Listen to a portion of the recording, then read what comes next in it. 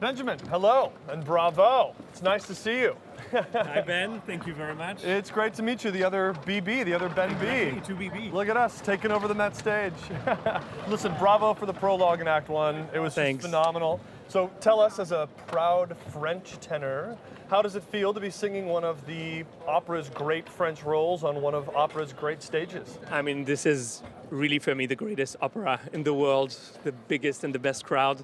And I mean, listen to this audience. It was already an amazing performance. I can't wait for the rest of the performance. But for me, it is such an honor to bring my French, my view, my way of singing French on this stage, and to share that with the audience and all my colleagues. Well, we're thrilled to be here for it. And speaking of that French style, how would you describe the quintessential French style?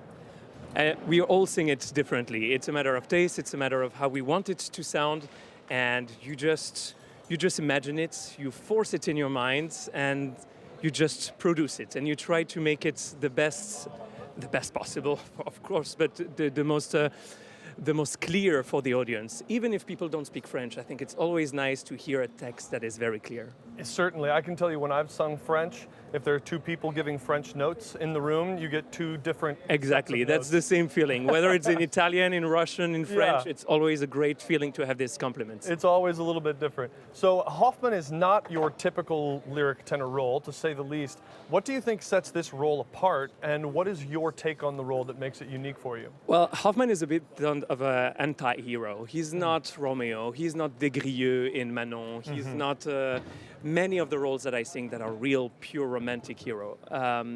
Hoffmann is a bit, first vocally, it's a bit like La Traviata for a soprano. There are three different roles, three different Hoffmanns, three different ways of singing, and also the challenge of having this whole opera, this whole piece on my shoulders for a whole night is just an amazing way to feel, pressure, but also just to see how far I can go, and to share colors, to try new colors every night. For me, Hoffmann is really the most amazing role that I got to sing on stage, because I can show so many colors. It really comes through. We see them all. And you recently had your biggest audience ever, when millions of people all over the world That is true. saw you perform in the closing ceremonies of the Olympics in Paris this past July.